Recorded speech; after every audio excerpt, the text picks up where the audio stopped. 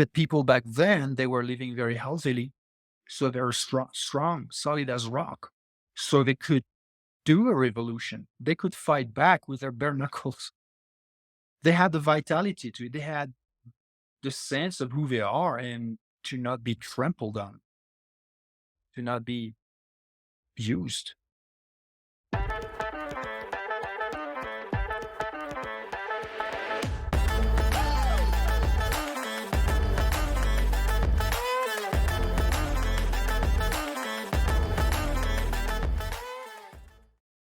Hey, critical thinkers, welcome to this episode of the Healthy and Awake podcast, where today I am speaking with a very cool guest, Erwan Le Corre. You might recognize his name because that's the name that came up during the Dr. Jack Cruz podcast episode that I did, where I got flooded with comments and messages asking, who is Erwan Le Corre? And I did ask him that actually, but he is a super interesting person, really. Like, listen to the way that he talks, the things that he has to say. I hope one day I get the chance to have a coffee with this guy because he's very cool. Erwan Le Corre is the founder of MovNat, a physical education system and lifestyle that emphasizes natural movement patterns and fitness. Erwan challenges the conventional wisdom about exercise and weight loss. He is an expert on breathwork and mindset and has given talks on these topics. And he's also a national record holder for breath holds. Some crazy amount of time, over 7 minutes, almost 8 minutes. And I'll warn you, I did do a nice job of making things awkward during the conversation. About an hour in, I accidentally said he was a world record holder and he's a national record holder. So, like I said, I did a nice job of making things awkward there. So, my apologies, not only to him, but to the listeners who have to hear the awkwardness, or maybe you'll get a good chuckle. We'll see. But Erwan has also trained Navy SEALs in natural movement, and he's just such a cool guy. So I'm excited for you to hear this one. And without further ado, Erwan Le Corre. Erwan, it's such a pleasure to be speaking with you. And the reason we connected is because your name came up on the episode I did with Dr. Cruz. And I got to tell you, I had so many messages and comments and people reach out to me asking, who is Erwan Le Corre and can I find out more about him? So maybe that's a good place to start. Who is Erwan Le Corre? I am just that guy who investigates aspects of our life that we call health, capability, potential, but probably from a little unusual standpoint. I'm not a PhD. I'm not a scientist. I'm not a professional of health. Or so I'm originally from France, and from a young age, I have been very interested in what I was able to do. Very drawn to nature, the outdoors. As a matter of fact, I grew up right next to a large piece of forest with large boulders in it. So we were always, not only we would be led to go there, but we would be almost encouraged by my parents to go play there instead of staying home. So that's the background that got me really interested in movement in nature, which is what I'm mostly known for, through a method called MovNat, which goes for movement in nature or moving naturally. And it's this idea of natural movement, which I've coined and defined and explained in a book that I've authored, The Practice of Natural Movement. Natural movement is the whole scope of evolutionary movement skills that we all possess as human beings, regardless of who we are, like ethnicity, gender, all of these differences. We all have those abilities to walk and balance and jump and land and hang and climb and lift things and manipulate objects and all of that. So that whole scope of movements I've coined as natural movement. And when you practice these movements, You can become very fit. You can also become very skilled. Your technicality and efficiency of movement can become really good. So I have created a method called MovNat, which is an evolution of past approaches to PE, to PT, to physical education and training. In the past, they didn't know better. They didn't have the equipments we have today, the science we have today, but yet they made it work really good. Means that people trained those ways with ladders and ropes and obstacles, and they had the first gyms in Europe were basically based on that concept, and they were doing it indoors. And that training was close to the training of military people of the time or firefighters. And what did they need to do? Well, to run and jump up over obstacles and lift and carry things on their back or jump onto or off the horse and things like this, scale walls or and so because that's the way they wanted to be able to become capable physically. That is the way they train. That's simple. I want to become better at running. I'm gonna run. I'm gonna become able to jump and land over obstacles better if I train that specifically. And as I do it, I will also become conditioned physically in a specific way. So the method that I've created called MovNat is the only existing method that really trains people to become physically competent, capable in the real world, thanks to a better ability to operate the body through the skills they acquire, the techniques they acquire, the physical the strength and conditioning that they acquire through that training. And we made it a fitness program. We made it a fitness method, and we're teaching this all over the world and certify people. So that is what my friend Jack uh, spoke about is that idea of a basically a decentralized approach to fitness and physical training that is not workout, that is not what they do in factories, like chain production, one station train those muscles, next station train those muscles, do X number of repetitions as a some form of a chore or a industrial approach to your own body. We approach the body in a much more organic fashion, in a natural fashion. We're like, hey, let's first off, what is the outcome we want? And so, well, that's not really just what the body looks like that we want. That's not just an idea of general conditioning, um, like I don't know, a bench press or some of those landmarks that we're after. We're thinking, okay, if I'm outside in the real life, in the real world, and in the real life, something happens, and I need my body right now to respond for myself or to help others. It's not a gym situation anymore. It's not about what your body looks like anymore. The true meaning of beach ready body is not going to be what your body looks like, but what your body is going to be able to do. Say on the beach, somebody's drowning, you're gonna sprint, then you have to swim, then you have to hold your breath maybe and pull them, then you have to carry them on your back. I don't know, very realistic ways of operating the body physically. So if you are capable of doing these things, then you are physically capable for the real world. That is what we call being fit. If you simply look good, that's good. That's a legit expectation. That's definitely a rewarding and satisfying. But let's see what your body is actually capable of doing. And let's see if it looks good when it performs in the real life and in the real world. And if not, then we have only an image of fitness, but not an actual function in a practical sense, not function in only anatomical sense, but in a practical sense. And so this can be verified. anytime, and people who train with us realize, oh yeah, that transition, that movement, I'm clumsy.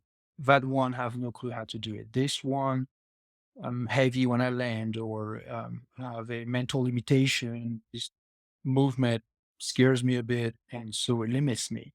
We're going to look at a lot of those little revelations. Again, not about what the body looks like, but what the body can do. And so I'm known for bringing this approach to fitness back into the real world to inspire people to do that again, and also to not only to move naturally in those ways, but to move outside. And because Jack and I have always been huge proponents of being outside because of the sunlight, because of the grounding, because that's home. That's where we're supposed to be most of the time. And I think that what he likes about my work is that it's on point in that regard of decentralized medicine, or quantum health, out of intuition, Mm. out of the lineage of a long line of people that were before us that already understood that, and were already having people do these things, go outside, take off their clothes, move naturally, do the breath work, all this stuff. Yes. Intuition makes sense because intellectuals have a way of rationalizing poor arguments, especially in the fitness world where things have become so inorganic. And I love that you use that word, organic, to describe some of the aspects of your approach. Because that was my impression too, when you really look at what you do versus what most of the culture is putting out there. It seems like what most people are doing is very inorganic, very synthetic, very contrived and forced. Whereas what you're doing is based on that intuition, based on those natural movements, a very organic approach. That's very cool. And I do want to come back to some of the more, I have some specific questions around fitness and your approach and all that. But one thing I saw that you shared my episode of the Dr. Cruz podcast on Twitter, and you said something that really stood out to me. You said a revolution is happening. What did you mean by that? Well, it's an intuition. It's an intuition. I believe that we, how would I put that? Right. Okay. So we all went through the COVID episode in our lives more or less pleasantly. We, well, a lot more people have realized that this world is highly corrupted and full of lies and deception and manipulation, including, and in fact, not including, but mostly from the people and institutions that we're supposed to trust. So some people have not made that realization, but I believe an incredible amount of people did. And now they do not believe. Now they are not gullible anymore. Now they won't be fooled anymore. Now they will pay attention. There is a critical mass that has been reached, that understands, that is aware of the big deception that's taking place currently in this world, in this society. And that the people who are normally we believed were there to serve us are only there to manage us. And that management is is about enslaving us. I'm very straightforward. This is exactly my worldview. 100%. They are the signs of a rampant, creeping global tyranny are everywhere if you can see with your eyes and your perception, your intuition. Those attempts to control people, they never go well. And they may work in the beginning and for a few years.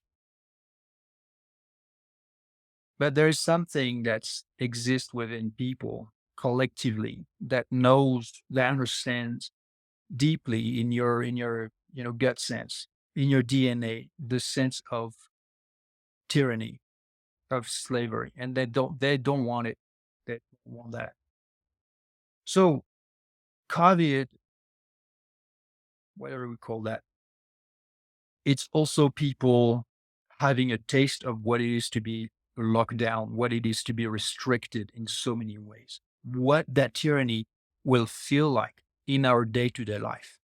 We just got a taste of it for 2 years. And that feeling, that bad feeling is not going away. It's not going to go away. Actually, if you know where to look, if you know where to look for real information and for real warnings and what's going on, you're not expecting mainstream media to inform you in any way. You look elsewhere, and then everything every single time confirms the steps that are being made towards that system. So movements have always existed. So if I tell you the hippies, the 70s, the flower power revolution, you know exactly what I'm talking about. Retrospectively, we can always say, well, it didn't work, it didn't do anything, or the results were worse. It was not a good influence onto society or our lives. I don't know. But what I know is that the movement full of hope happened. And it, those movements always happened in every nation and they take place. There are events that are necessary for the growth of mankind and for its regulation. And it hasn't happened in a long time. And I believe it's on the verge of happening. And if that has not been said yet by anybody, I'm the one saying it. It's going to happen. There's going to be some form of revolution now. Of what sort? Of what kind? Obviously, of a new kind. It's always of a new kind. And it's got to be fresh. It's going to be very new. It's going to be unusual. It's because it's not the old stuff. It's certainly not socialism. Absolutely not. But it's going to be some interesting hybrid form of movement that's going to be based on decentralized health, decentralized medicine, decentralized everything.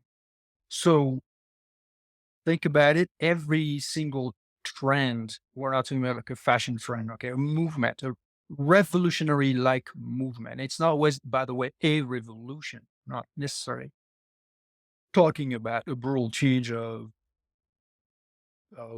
governance and things like that.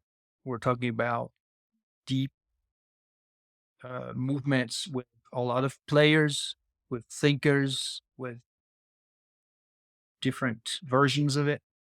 Something organic, in fact, not top down. Um, Maybe I'm only the one announcing it. Maybe I'm also one of those that, just like Jack and yourself and many others, are participating into a critical mass that's growing where, boom, at some point, it's going to be something really happening. And typically it happens because of a need in society, a need for a change, a need for something to change, to evolve, to be unstuck, to flow, to give people hope, to know that we're not going to remain collectively in that statu quo that is really hurting everyone, because life in society could be so much better. But you do have evil people in place and in charge that don't want that health and that happiness to happen. They want the misery. They want the exploitation and the oppression. It's not a matter of complexion. They want everybody's heart and soul and life. They want to control everyone. So that's the threat. And the movement will be about it's like a human system, a human reaction of the body when there's a threat that can kill the whole organism, basically. Collectively consciousness does not want what is being put in place. And I'm not just talking about politic, political control, institutional control. Well, look at the state of medicine, look at the state of the way people feed themselves, et cetera, et cetera. All this is manufactured, all this is engineered. This is already part of the social engineering, just like people's diet. That's not social engineering. That's absolutely social engineering. Social engineering is a lot of things. It's not just the behaviors of our based on our value system. It's our behaviors in every way. The way we live, what we consume, what we don't consume, the way we seek treatments for our ailments, the kind of ailments we suffer from. And so there are many pandemics, there are many epidemics taking place at the moment, mental health, et cetera, et cetera. Um, and obviously good old cancers and you name it, diabetes, obesity. There's no reversal of the curve. There's no change. It's just getting worse. Collectively, it's getting worse. So what's happening typically is that there's a counter movement of individuals who are strong-minded and like-minded, and they are doing the changes on themselves first. And they're typically passionate about it. They're typically passionate about it because it's guided by their own system of values and just a universal sense of what's healthy or what's fair. Yeah. And we don't want to submit to the way things are going, and we can observe them. We can observe what's going on. We can observe the injustices. We can observe the decline or the deterioration. Let's talk about it like people's physical degeneration. Nobody wants to use that word. I'm sorry. Social, socially speaking, collectively speaking, modern populations physiologically are in a state of degeneration. It's a process. It's not changing because there's still and always will be even more money to be made by the profiteers. So who's going to change that? Not from the top down. Can we create a revolution where we take control? No. And who and why? And there are all those questions or limitations. However, individually, a lot of people can decide to change their lifestyle, to commit to healthy lifestyles, to commit to that not just in a physical way. It's not just the diet. It's not just the sunlight, not just the fitness. It's also principles. It's also ideas about organization of society and things like that. But that's going to be beyond any existing um, current format or party and things like that. And I'm really speaking out of intuition. Could be that none of this ever happens and it's just in my head. It could be that I'm having an intuition because I've got my antenna out. Some movement is necessary. Some response, some reaction is necessary. Otherwise, it will turn into anger. It will turn into something not manageable. But populations are being pressurized right now, like really oppressed collectively. And it's not sustainable. And it doesn't look like there's any end to it. It looks like they're pushing and pushing and pushing more. So what do we do? What do we do? How do we resist? How do we organize? How do we educate brothers and sisters? What's the answer? Where's the medicine? Where's the antidote? Because we need one. That's all I'm talking about. I don't know more than that. And I'm just sharing my intuition. I'm not a fortune teller. Well, you're speaking my language. Your intuition seems spot on to me, because your message that you just shared now is very much in alignment with the message of this show. Now, I don't know how much you know about me or what I preach, but I see in today's world the key to health on a major level, not the only key to health, but a key to health is through the lens of propaganda because that's a tool that has been used to pull our strings and push our buttons. And I believe by waking up to this basically information environment, we pay attention to our environment in many different ways, but many of us ignore the information in our environment. And once we start to realize that, there are three big things that can happen. One, we realize how we're being played.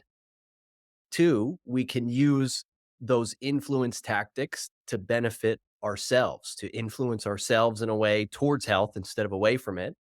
And then third, we can use those same influence tactics to propagate good messages to the world because it makes us more mindful about what we might be saying to others. And so I think to answer your question, what do we do about that? I think paying attention to the propaganda is a big step towards that because a lot of people just seem very content to not question, to not use their intuition, to not critically think, to not challenge authority. Most people, as evident by the last few years, would rather just outsource their thinking to authority.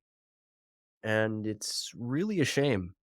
But I do think we're reaching this breaking point that some refer to as the Great Awakening.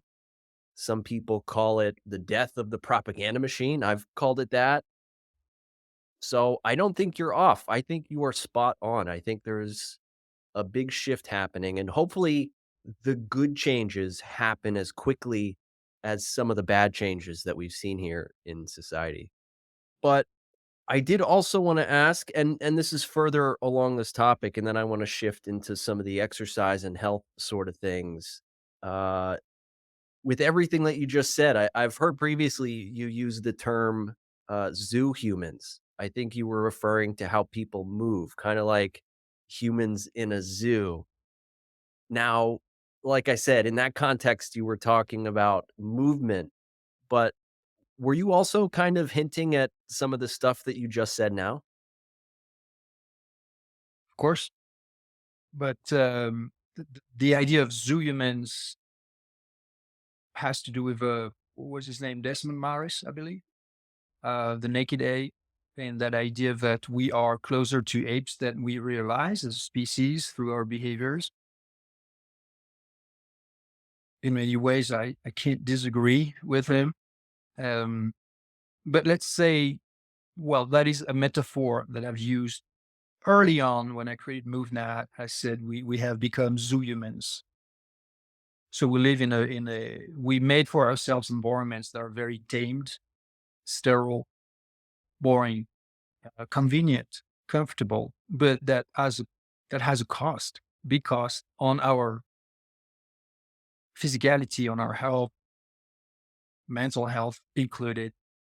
Today, I would probably use farm humans in the sense of maybe it feels that we are seen collectively as a resource that needs to be managed and tamed, Pavlov style, literally. So the more cognition we lose, the more intelligence and critical thinking we lose, the dumber we get, the number we get physically, and the dumber we get physiologically because food is dumbing us down. Food and all other poisons and everything that's artificial and toxic that is poisoning people physiologically, what's going to happen is that it is going to reduce their vitality, their vital force, their literal desire to fight back, to live their life, to want freedom, to stand their ground. So people become pliable, and we see it. We see the result of it. It's undeniable. Things happening in society through governments and policies and things like that, where our forefathers would have gone revolution right away, like against the Brits or in other countries where it happened, where tyranny was a fact. But people back then, they were living very healthily. So they're strong, solid as rock. So they could do a revolution. They could fight back with their bare knuckles. They had the vitality to it. They had the sense of who they are and to not be trampled on, to not be used. So, but if you have new generations that have become the equivalent that have become to the equivalent of chihuahuas to the wolf species, well, what do you expect from them except from a measly barking until they just shut up and eat what they're given and being leashed on and walked around the park? So collectively, if there's less and less of that vital energy, of the physical capability of that energy, primal, vibrant, healthy from the sun, from the earth, from movement, from the good food. If you don't feed your body like that, and that which of your children, if you don't feed your mind with strong principles and you encumber them every day with futile considerations and really stupid shows and stupid entertainments and all kind of things that are just so just it's just a polluting of the soul. All right. So what happens then? Well, of course, you are highly likely to become enslaved. And if any entity, any organization, known or not, public or not, was to, wanted, had a plan of enslaving people, they, they would do it exactly that way. As in an influence that you cannot see. You do not understand that it all comes from one source, not from different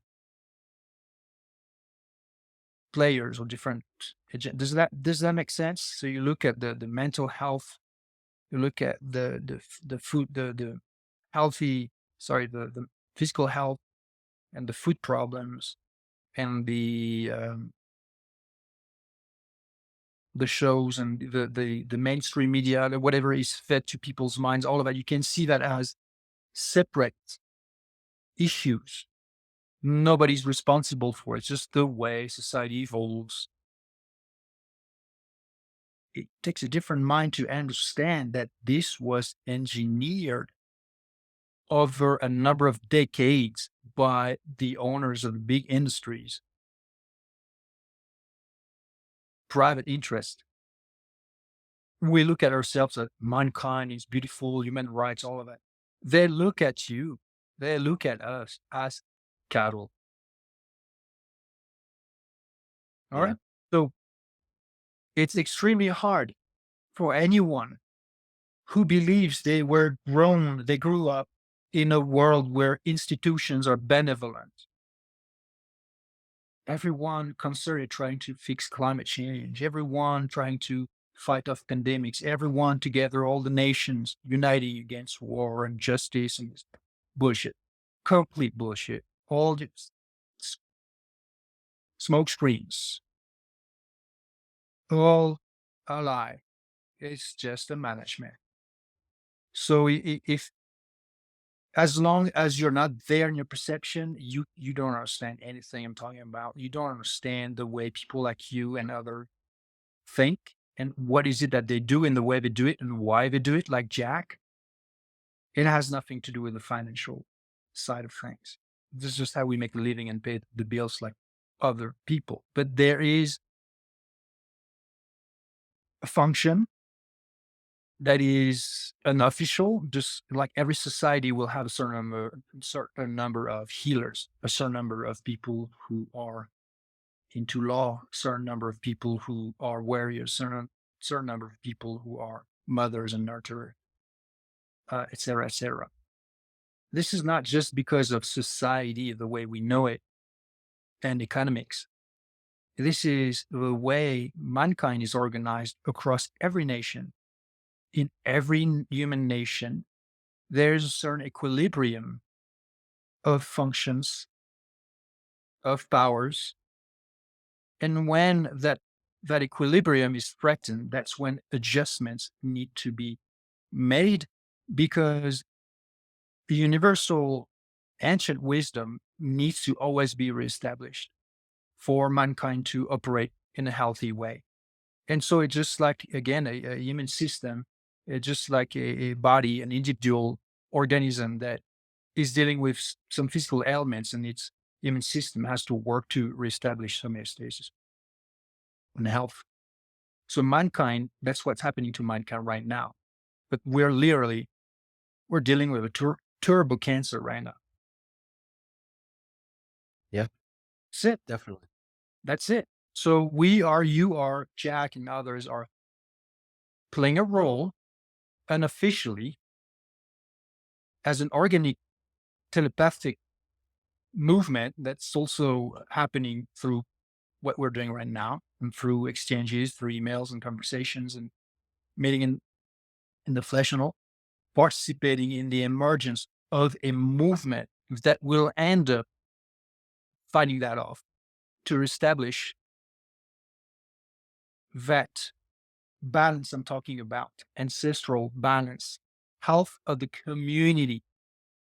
There's no health of the community right now. There are evil people with their little puppets literally trying to enslave everyone. That's not the way mankind is ever going to function. And it's not going to happen, period. There does seem to be a pretty strong effort to dumb people down, and I think in many instances that's been successful. There are dumb people. There's always gonna be some degree of dumb people out there, but, on the flip side of things, I like to focus more on the laziness that comes as a result of that. I refer to it as intellectual laziness, and as silly as this might sound, I actually see that as an optimistic perspective because dumb people, there's only so much you can do about that, right? Like, a lack of intelligence is kind of it stays there.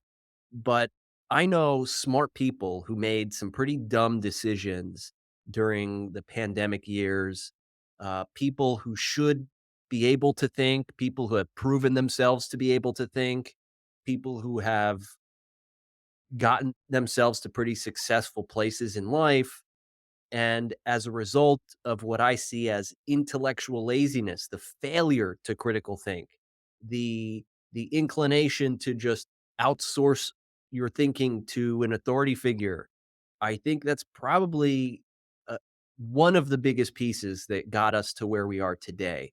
And a lot of that comes from the hypnosis, if you want to call it that, that comes from the social media and the TV. And it's really refreshing to hear somebody else like yourself talk about these things because it does seem to be an awakening time that we're going through.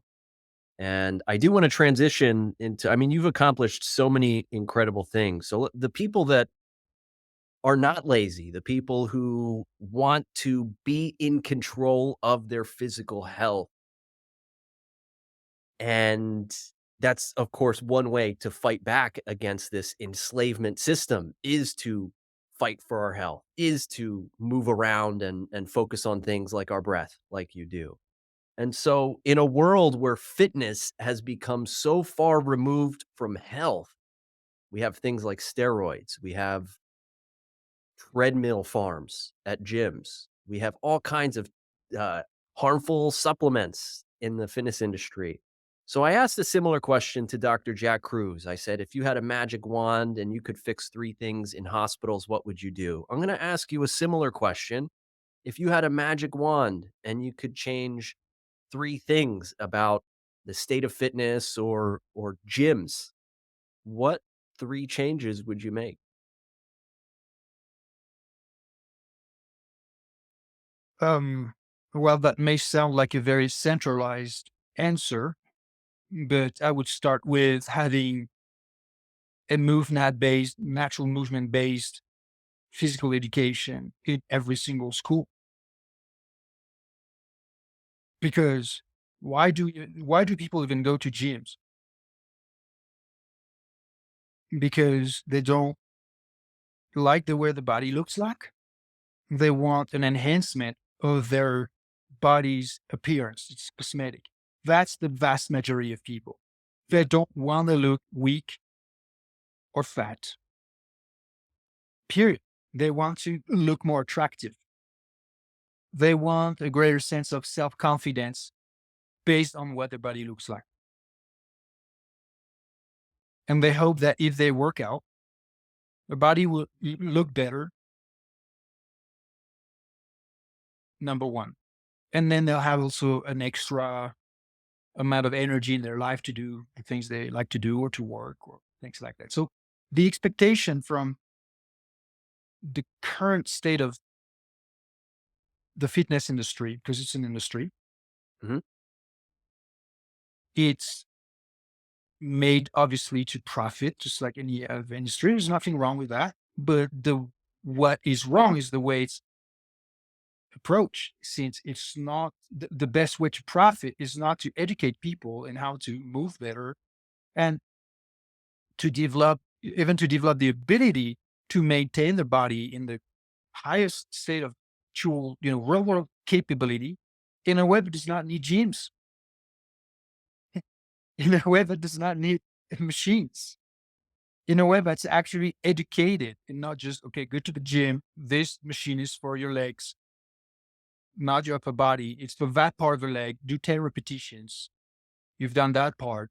Count to 10, and then drink your protein shake, go back home, voila, and pay 100, 200, I don't know, whatever program they have per month.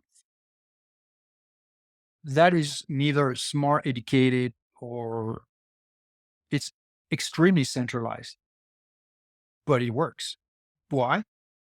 Because people as a society and individually have been trained in their perception of what fitness should be, what to expect from fitness, and voila, that's it. That's the scope. That's the potential right there. You do that, you get that, and that's what's the conformity. So people do that when they're 20, when they're 30, when they're 40, doesn't matter. You have all kind of demographics that may go to that kind of gym. They don't have a love for movement, typically. They see it. And again, those are generalities. I'm not talking again about the individual who has an innate sense of health and is going to investigate the options better, maybe going to go into mobility and strength and something different, something does not use much equipment, if any. And they're also going typically to look at their sleep, look at their sunlight, look at their exposure to electromagnetic frequencies and stuff like that. So they're going to look at the whole scope. We're talking about regular people. When I say regular people, just average J and Joe. This is the person who does not really question too much. Just think, oh, I could have a bit more of energy in my life. And I could also maybe make my body look a little better. I'm going to the gym. I'm going to go 2 to 3 times a week, 1 hour session. I'm going to train those machines with that expectation, upper body, lower body, some stretching, maybe some cardio, and that's it. That's it. That's all they know. That's all they do. That's what most of that business is based on. In fact, it's even based on most of the money in that industry is made in the first semester of every year where people have those resolutions. That's when it's easy to subscribe them. They show up, they knock at the door, they go into the gym. You have those commercials there. They're trainers, but they're also trained to be commercials and, have people fill out paperwork and do a subscription. And then they quit. They never come back, but they keep paying. Forget about that. Okay, that's the business. That's the business plan. Extremely centralized. So what would I do to change that? Again, back to the question. Well, probably again, it's a centralized, but if in every school you had teachers who were supporting what all children do naturally.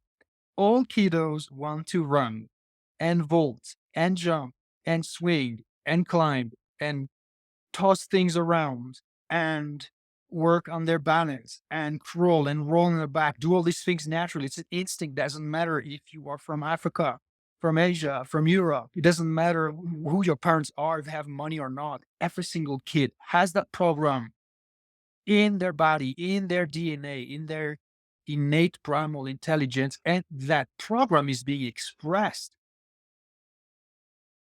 Then what happens? Society tells them, hush, tells them, careful, you're going to break your leg, you're going to get dirty. It's not the right time. It's not the right place. And as a matter of fact, it's never the right time and it's never the right place. It's never a proper behavior. And even if you were to become good as a kid at those movements, what do you do with it? Do you go hunt and gather? What do you do? No, because you're going to work on the desk looking at a screen. It's very likely that's what's going to be your profession because that's the way society is designed. It's management in every crevasse, in every crack. You look at it, every corner, every facet of the way society is designed. It's a management system. That's the way it is.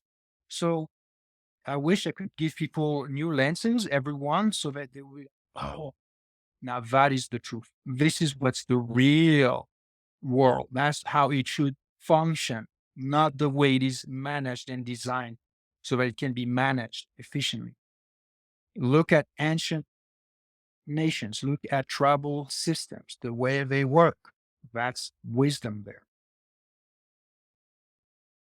That wisdom is not dead. This is the very reason why you're even asking that question in the first place.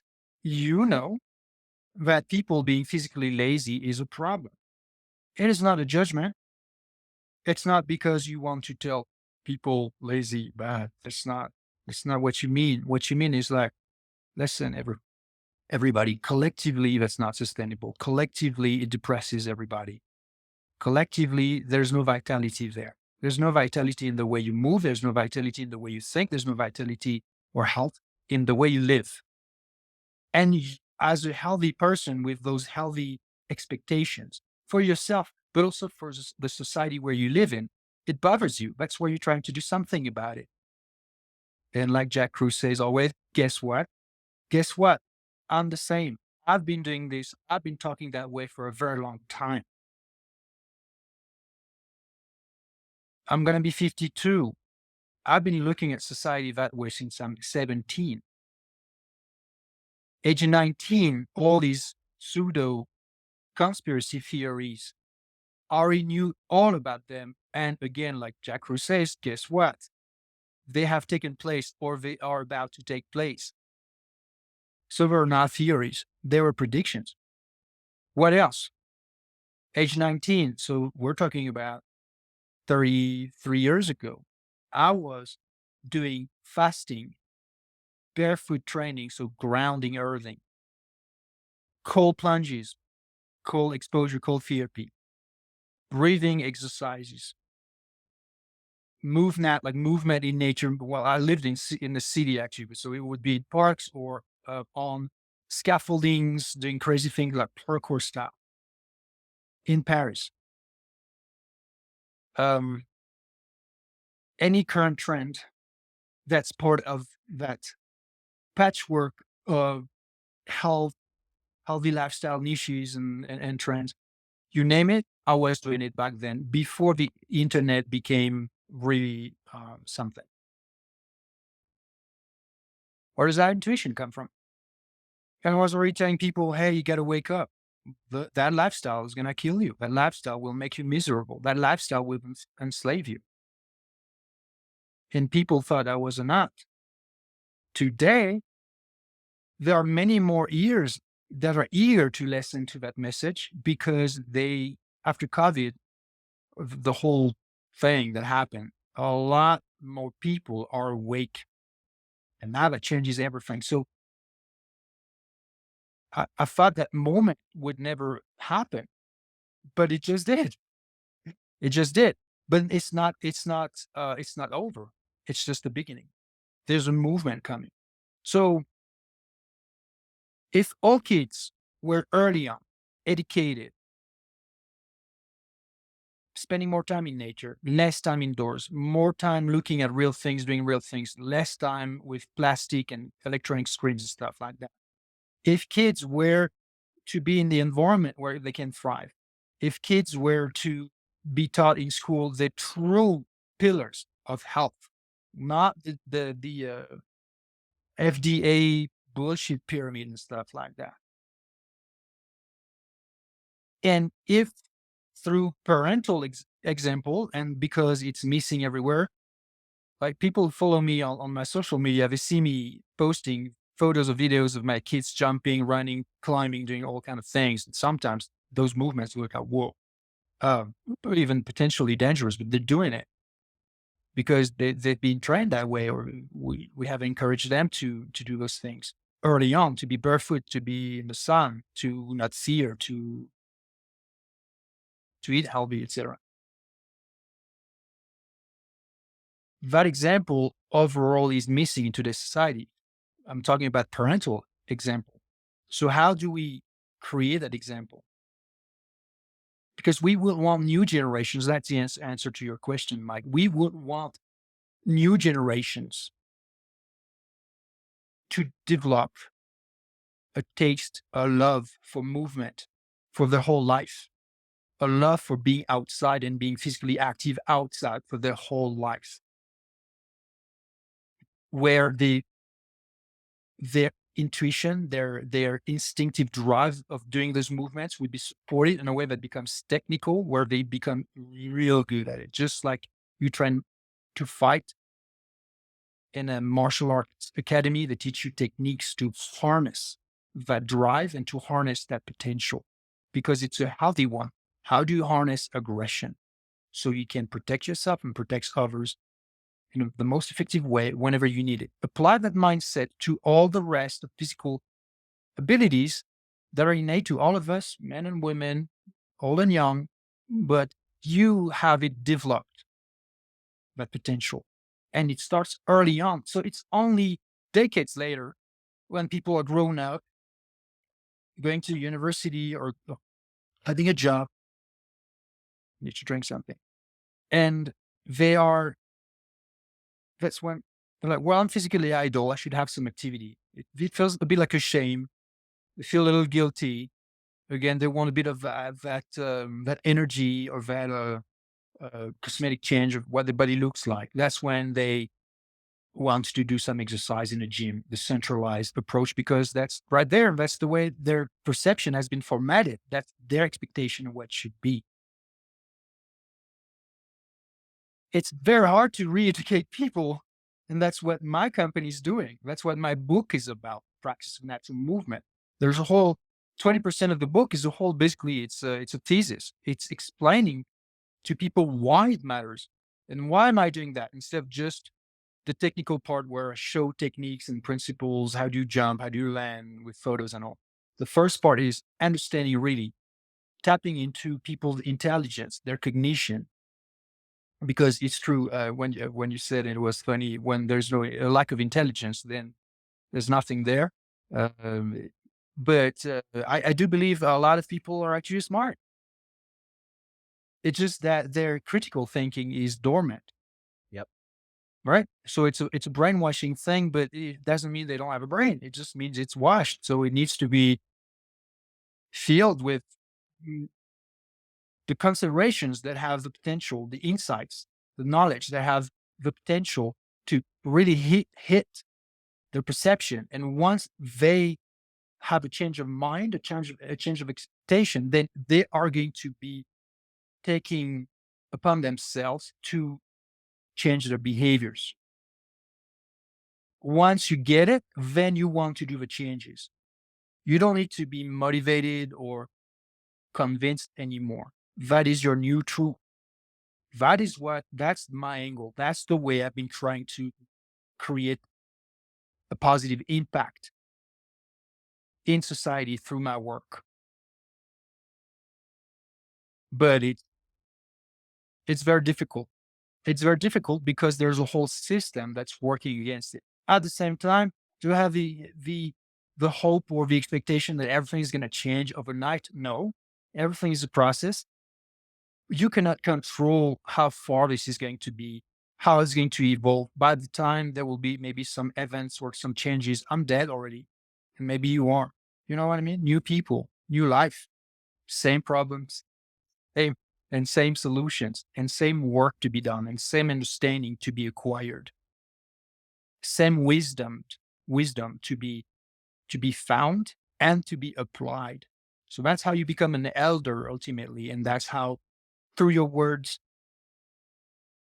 you share the insights that will influence the people around you, how they live, the decisions they make, and hopefully towards a healthier world.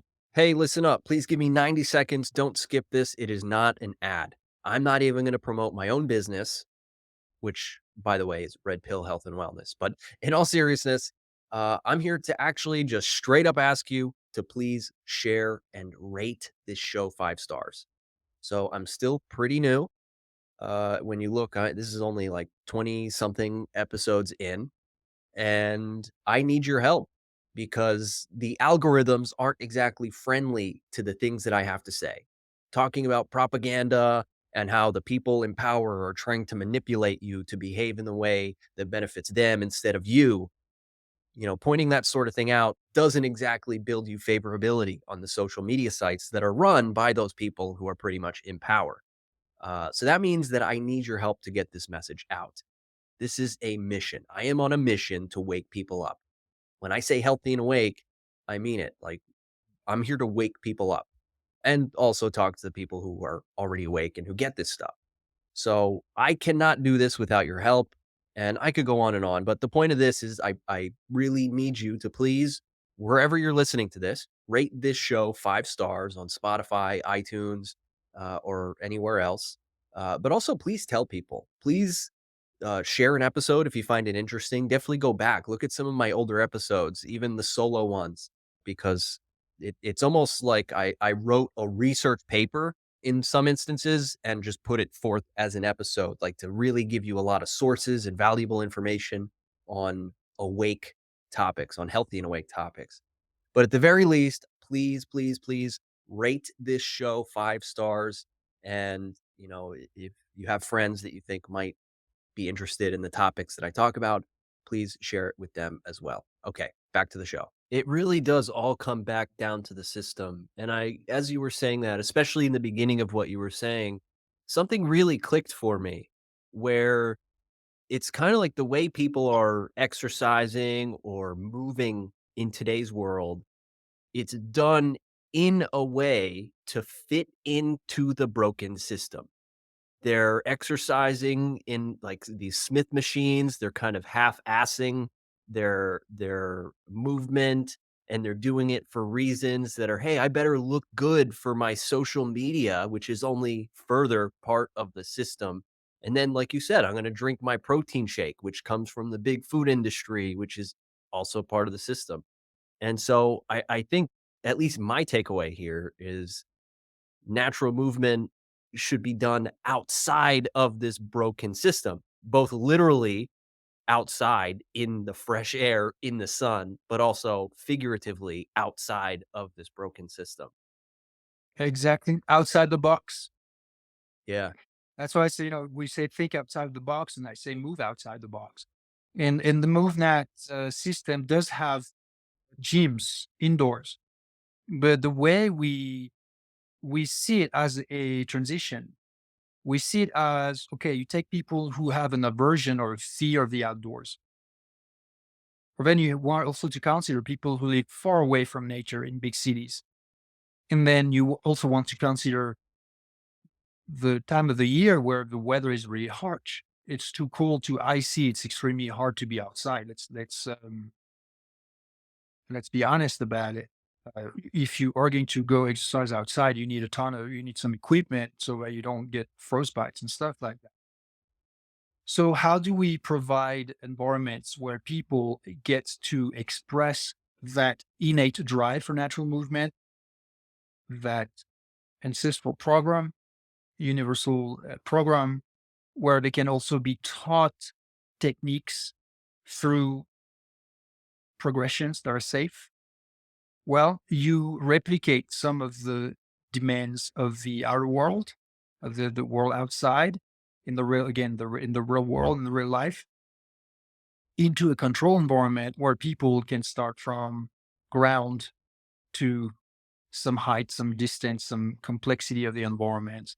And so it's look at it as a form of a rehab, a real physical education. This is why um, we operate the way we do, which is that we do a lot of certification. We certify people, we teach people how to teach others. So every time we certify someone, that they're professionals or not, even if they're not professionals, there are people who are going to be able to share some of that inspiration and knowledge with their neighbors, with their friends, with family. And that's how you impact society collectively, is through a number a number of individual that you make as big as possible. Yeah. I do have some questions. I think this might be a good place to transition into breathing because I only have a few questions left for you on the topic of breathing. And maybe the best question to transition would be, well, first, you're an incredible person. You broke a world record for breath hold. You beat the previous record by okay, go ahead. Not a world record, not a world record. One of the broke the U.S. national record under the CMAS organization for static breath holding, Okay. and that was 7 minutes 8 seconds. Which is insane. It's And I okay. mean insane in a good way. It's okay. It's one of my hobbies Yeah. is So to spend a lot of time doing nothing, not even breathing. That's how lazy I am. Have friends or so obviously. I'm trying to do the minimum possible. I love that. Well, okay. So I do have some questions. Well, first, what does that feel like? So especially by the end of it, physically, what what does that feel like by the time you're at 7 minutes? You mean towards the end of the long breath hold? Okay. It's that's when you are in the what's called the fight zone. You are fighting for your life. Interestingly, there's absolutely nothing that prevents you from just breathing whenever you want the whole time. And by the way, 7 minutes 8 seconds is not my longest breath hold. That's the longest I did in front of a judge. My longest was 8 minutes 3 seconds. Just a few days ago, I did 4 times 7 minutes breath holds in a row as part of my training at sea level. So that's not my maximum. But that's just a reference of time. The process physiologically is always the same, and the process mentally is what is typically not the same at all for most people and for beginners. For me, a long breath hold follows the same steps, levels of comfort, levels of discomfort, some of the same mental obstacles when I encounter them, but typically because I've refined that process over and over through a lot of repetitions with complete impeccable focus and intention as of what I want my inner experience to be. You understand that if you hold your breath, everybody has done that and tried that, hopefully willingly and not because some person like your older brother was, putting like when you're kids and prevents you from breathing until you freak out, right? I had Yeah. two older brothers, you know what I mean? Um, so my point is, um, the universal response to that stress that is physiological and in fact neurophysiological is to be extremely agitated. The more you prolong that breath hold, the more agitated you become. You become agitated physically, nervously. So that's your nervous system. That's neurologically. So that means mentally and emotionally. In fact, it's all the same. The body, the mind, or whatever you call that, or system. It's all one. It's just one. But it's it's um it's interesting to see that it's always going to be very negative. Everything is going to be negative. It's unpleasant. You are going to experience frustration, impatience, doubt, because what you're trying to do is that you are consciously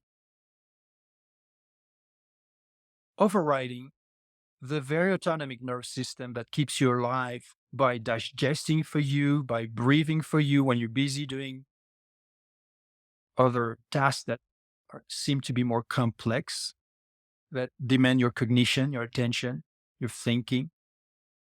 And while you're busy working or playing or hanging out, the breathing is done for you by your autonomic nervous system. So now you made the decision, smart or stupid, to hold your breath. Why? I don't know, but you're holding your breath. And I can explain, of course, later on why it's important to hold your breath, what are the benefits of holding your breath for physiological reasons and for neurological and emotional reasons. But for now, we're just a person who's holding their breath. So they made that conscious decision. Nobody obliges them. And obviously, they can breathe anytime they want. But because they're stillborn, they keep holding their breath. All right. Now, the autonomic nervous system is like, excuse me, dude, but that's my job. That I'm Mm. taking care of that. Okay. So you leave me alone and I'm going to override your conscious decision. So two executive orders conflicting, two executive functions of the same brain, but in two aspects of the brain, two areas of the brain, wanting complete opposite things. So now you have an internal conflict. But because the autonomic nervous system does not think, it does not talk, it's not abstract, it's very, very grounded. So the way it's gonna override the conscious decision, which is like, the head honcho up there in the prefrontal cortex making that big decision for the whole rest of the body. Hey, we're not breathing. Hang tight. So it's going to agitate itself. So we become emotional, we become agitated. Then the thoughts also go in that direction. Oh my God, this is terrible. I hate it. Why am I doing this? When am I going to stop? Things like that. Oh, I said I would hold my breath as long as I can. I can feel I could hold my breath longer, but I want to quit already, so I will not commit to my decision. All kind of things. So finally, obviously, the autonomic nervous system does override the conscious mind, and then you reach what you call the breaking point where you breathe again, and then now you have a relief. So, and now I'm going to ask you, what was the original question, sir? What does it feel like at the end of holding your breath? And I think you just answered it, is that basically your autonomic nervous system takes over and kind of forces you to breathe. All right. So, are you asking how do I feel towards the end of a long breath hold, or how do people feel? Because people, like I said, people who are not trained, who do not practice, they have a great difficulty having clarity as of what's going on in their mind and body as it's happening. So everything becomes confused, and through that agitation, and quickly they breathe again. So they get into what's called the fight zone pretty quickly, Yeah. typically, complete beginners.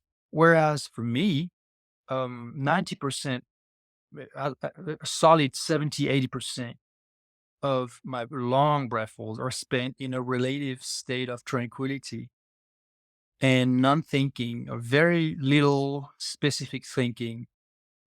um, it is a meditation. I call it a meditation. I teach it as a meditation. And then it becomes suddenly very hard. But then what takes over, if you want to finish the job and really reach a maximum breath hold, is pure willpower. That's it. Mm. There's it's it breathe or don't breathe, that is the question. To Yeah. breathe or do not breathe, that is the question. You want to breathe, you badly want to breathe, Your autonomic nervous system is informing you that your oxygen level are so low that if you keep doing that, you will lose consciousness. And your awareness, your consciousness says, my decision is to keep pushing. As long as I have the power to maintain the decision, I'm maintaining the decision. And it does. And ultimately, you breathe because the conscious mind is informed by the autonomic nervous system that a few seconds further and the system will shut off. What that implies is that you will have what's called an LMC, loss of motor control, or loss of consciousness.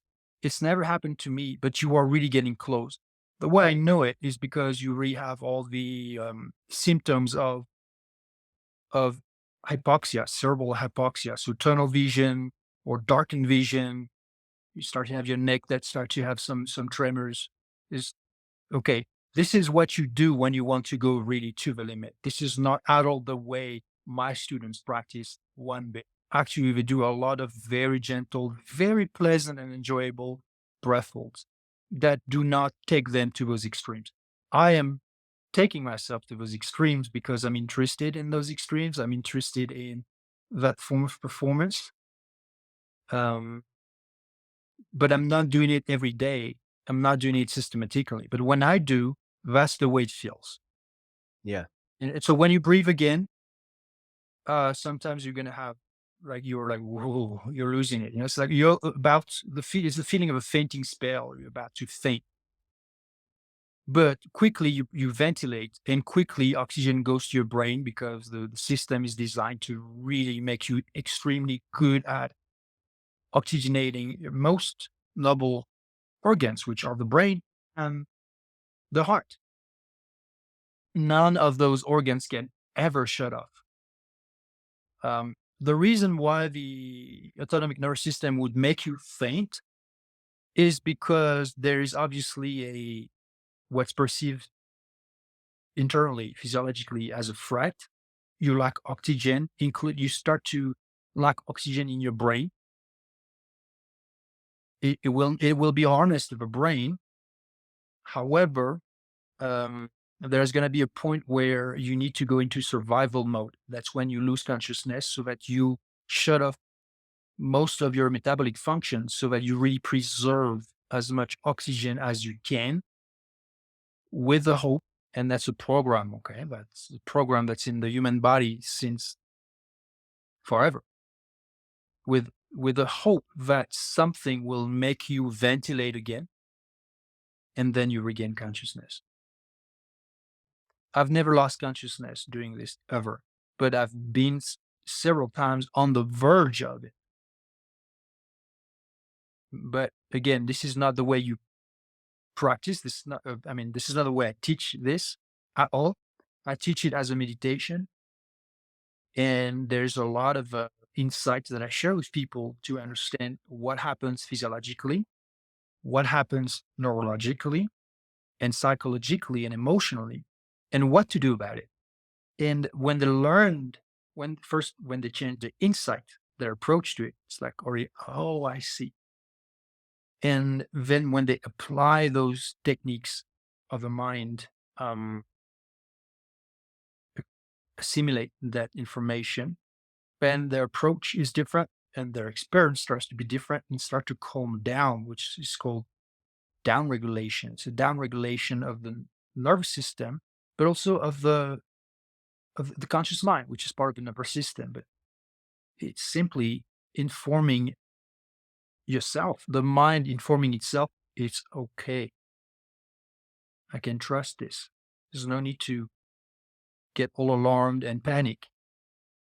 As a matter of fact, if you take a survival course, one of first things they will teach you is keep your calm, never panic, because when you panic, your chances of dying are much higher. If you believe you're not going to make it, it's very likely you won't make it.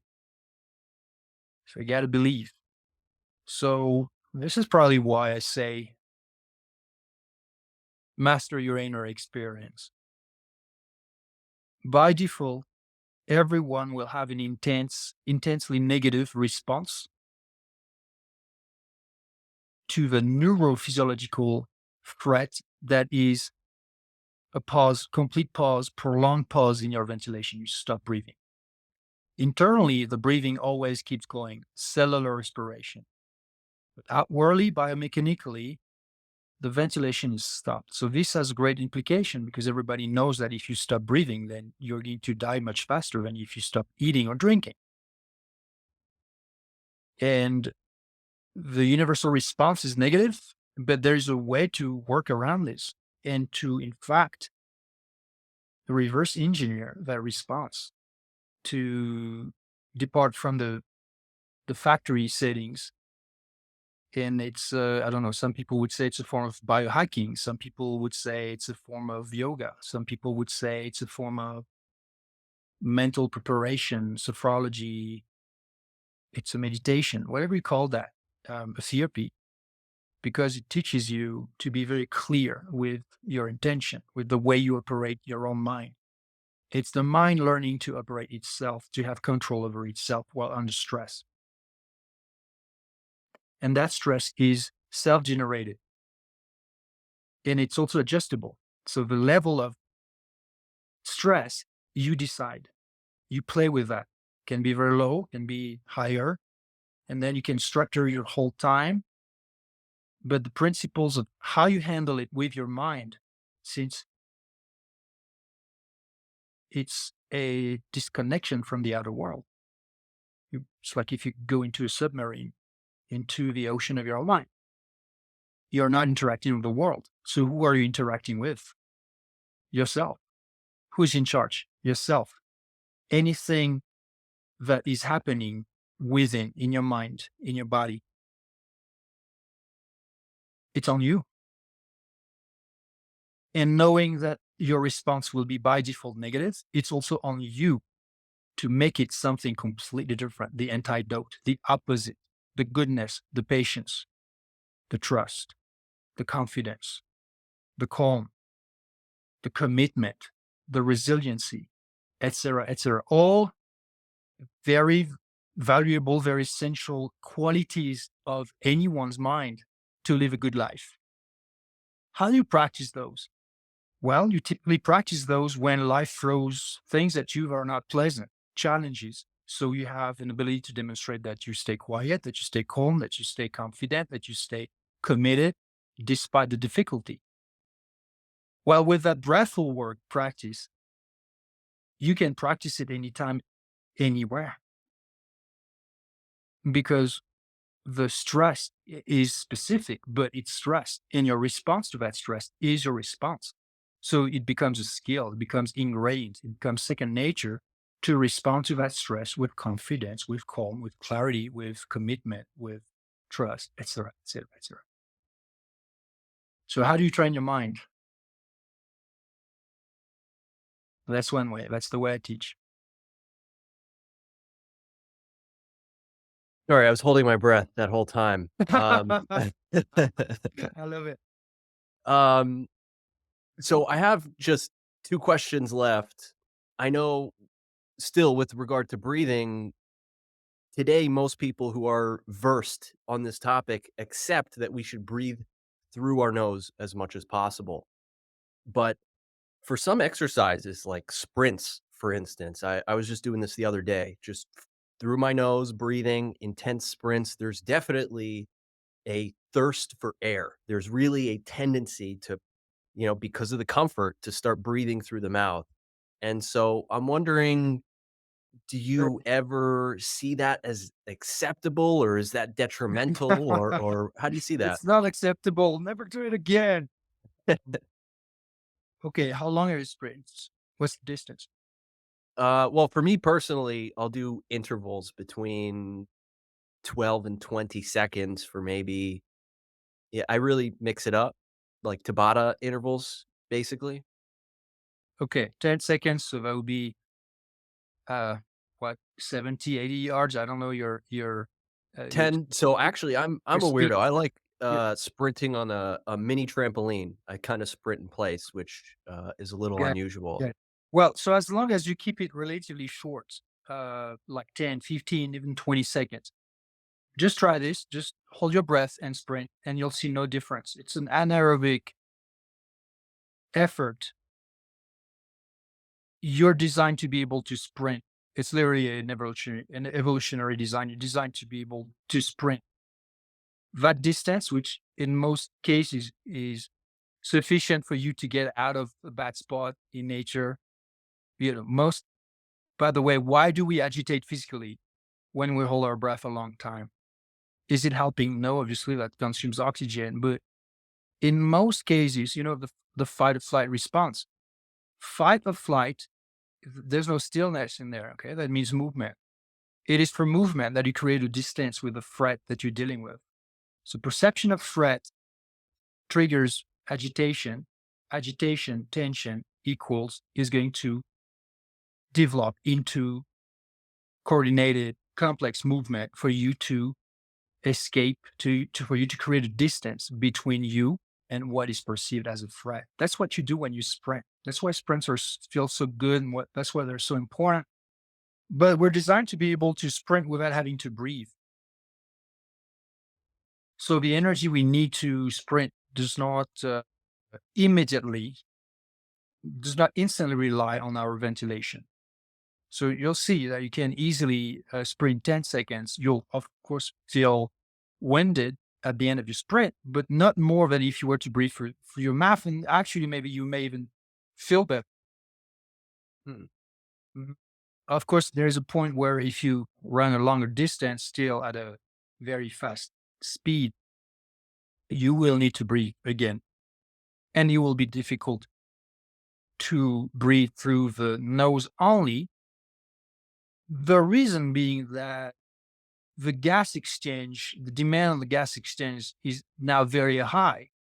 So the airflow, the volume in and out, and the oxygen intake that you need is much higher in a short amount of time. If you try to force yourself to breathe through the nose, um, you could train yourself, and ultimately it's going to get better, but short term, by opening your mouth, the airflow is much faster. And that's probably a better strategy if you Hmm. think survival. If you think training, optimizing physiology, things like that, you may train nasal breathing even through that intense effort, but it's guaranteed that you will not run as fast. Hmm. On a short distance, you will. On a longer distance, that's going to be more difficult. That's going to be more difficult. But Interesting. again, it depends on a lot of other parameters. It depends on how you train. It depends on your health. It depends on the distance. It depends on the speed. It depends even on your nostrils. Some people have very small nostrils. Some people have much larger nostrils. Whose advantage? Obviously, if you're a nasal breather, you're interested or really into training that way. And I do it, by the way. I bike with through nasal breathing, run, for the most part, nasal breathing. But when I really push, there's a point where I'm going to open my mouth because I need a greater gas exchange. It's just like this. It's not going to work Yeah. anymore. But that's like really high intensity. Okay. Yeah, that makes sense for sure, because that's when you start to get to the aerobic side of things. Yes. Um, well, I think I've exhausted most of my questions, and I think I'm gonna have so many more come up when I go back and listen to this again. Is there anything that we did not talk about that you wanted to bring up or discuss before we wrap up today? Um, I'm just like Jack, who, by the way, who's a genius. I do not know of anyone who's smarter than Jack. And he's a great storyteller, but in a good sense. He's able to captivate his audience by a whole thread of elements that look just like in some of those novels, and you have different chapters and they look like stories that are not related. And eventually you learn, oh, there was a connection between every topic addressed in that book. That's what he does. He's excellent at doing that. So what I want to say is that I could talk forever about all these topics, obviously. Um, Now, if people want to learn about MovNat, they simply go to movnat.com. It spells MOVNAT.com. And we are holding a lot of events all across the United States, but also in Kenya, in Germany, in other countries. And we certify people, we educate people with that specific approach to physical education. So it's a modern version of the way PT used to be and PE used to be done in the past, in the past centuries. And then regarding the breath hold work meditation, so I do teach breath work, but I mostly teach the no breath work, which is what happens when you do not ventilate, um, and as a form of meditation, but you could see it as a form of mental preparation or sophrology. And I teach it through an e-course that's called the BreathHoldWork Meditation Masterclass, and that's on breathholdwork.com. I'm gonna make sure to put all that in the show notes. I highly recommend everybody check that out. And Erwan Le Corre, I thank you so much for this conversation. I mean, so many powerful things were said here, and it was such a delight to speak with you. So Mike, thank you. I'm equally grateful for what you do because you provide a platform for, like I said, a number of players who, in their own way, with their own abilities or experience or approach, bring their their stone, their contribution to what is becoming, I believe, a trend that soon will have a name. Soon will have a name because every movement has a name. Um, so I'm very grateful that you do that. In For everyone who listened to that episode, I know some of the considerations I've shared with you maybe sound a little extreme. But if you really pay attention, you'll see that a lot of extreme things are taking place in that world. And after all, life itself is an extreme experience. Whatever you are, wherever you are, if you're not already doing something about the health of your lifestyle, um, it, it's time. It's time to do it for yourself. It's time to start somewhere. That could be with taking better care of your sleep. That could be starting some movement practice. That could be doing the changes in your lifestyle that you already know you should be doing and that you've wanted to do. Just do it. What are you waiting for? If not now, then when? That's it. Get to work and you'll get rewarded.